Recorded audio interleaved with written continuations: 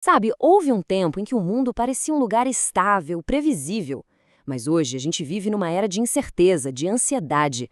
Nesta análise, a gente vai tentar entender como essa virada aconteceu e que novos poderes surgiram para preencher o vazio que ficou.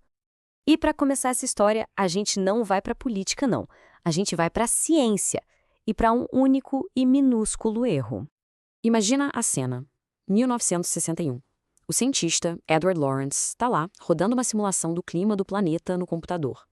Para ganhar um tempinho, ele faz uma coisa que parecia totalmente inofensiva. Ele arredonda um número. Só isso. Uma coisinha de nada nos cálculos dele. Mas essa pequena decisão ia ter consequências gigantescas. Porque, de repente, essa alteração minúscula gerou um futuro completamente diferente na simulação. Foi sem querer, mas Lorenz tinha tropeçado numa verdade fundamental, a de que sistemas complexos como o clima ou a própria sociedade não são maquininhas estáveis e previsíveis. Pelo contrário, eles são profundamente instáveis. Qualquer pequena mudança pode levar a resultados radicalmente diferentes.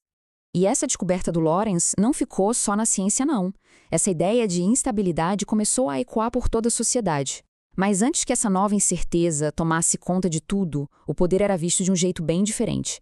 Ele estava enraizado na força do grupo, do coletivo. Pensa só em lugares como a região dos Apalaches, nos Estados Unidos. Lá, os mineiros de carvão descobriram um poder imenso se unindo nos sindicatos. Juntos, eles lutaram contra os donos das minas para conseguir coisas que hoje parecem básicas, tipo plano de saúde. A força deles não vinha de um indivíduo, vinha do grupo, da união. Só que esse mundo, ele estava desaparecendo. Com as máquinas e o petróleo tomando o lugar do carvão, aquele poder coletivo começou a se dissolver.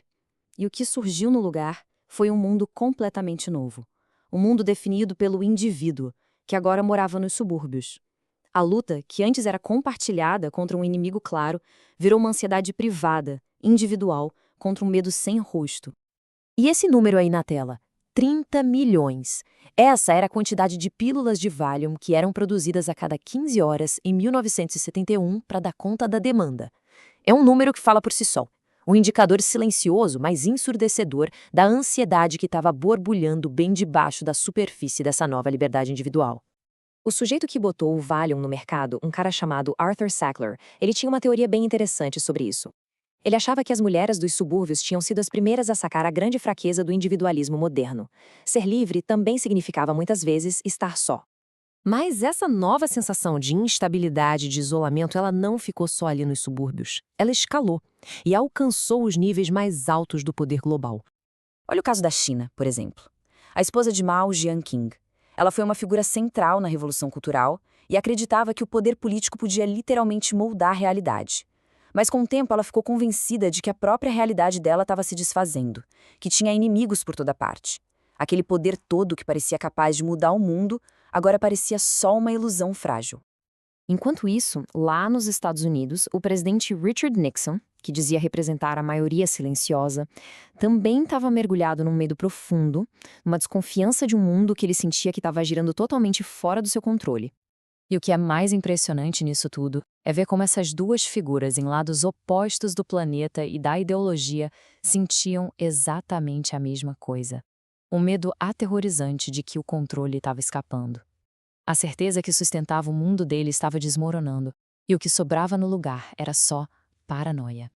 E conforme essas estruturas antigas de poder iam ruindo, uma nova força, muito mais abstrata e incontrolável, surgiu para tomar o lugar delas. E o mais fascinante é que isso não foi um grande plano arquitetado por alguém. Foi uma reação em cadeia. Tentando resolver um problema interno dos Estados Unidos, o presidente Nixon acabou, sem querer, soltando uma força que nenhum político conseguiria mais controlar. Um sistema financeiro global que funciona 24 horas por dia, 7 dias por semana, e que não responde a ninguém, a não ser a si mesmo. Bom, então, no mundo onde as grandes ideologias tinham falhado e os sistemas pareciam ter vida própria, fora de controle, como é que as pessoas reagiram? Basicamente, dois caminhos bem diferentes apareceram. E aqui a gente tem o grande dilema da época, representado por duas figuras bem contrastantes. De um lado, o dissidente soviético Alexander Solzhenitsyn. Depois de ver de perto o horror dos sistemas ideológicos, ele concluiu que a única saída segura era o ceticismo total. Pare de acreditar em qualquer coisa que prometa mudar o mundo.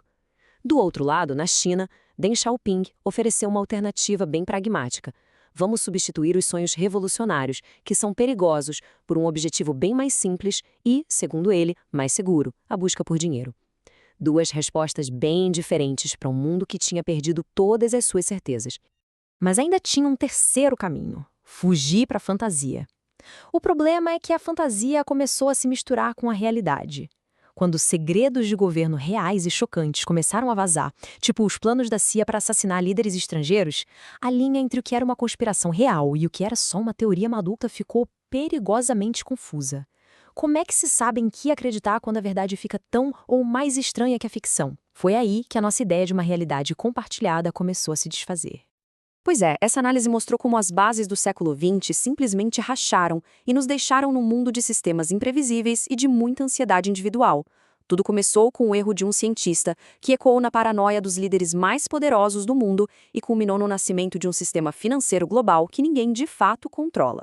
A grande questão que aquele período nos deixou e com a qual a gente lida até hoje é essa: quando os sistemas estão fora de controle, onde é que a gente encontra o nosso chão? Onde a gente se firma?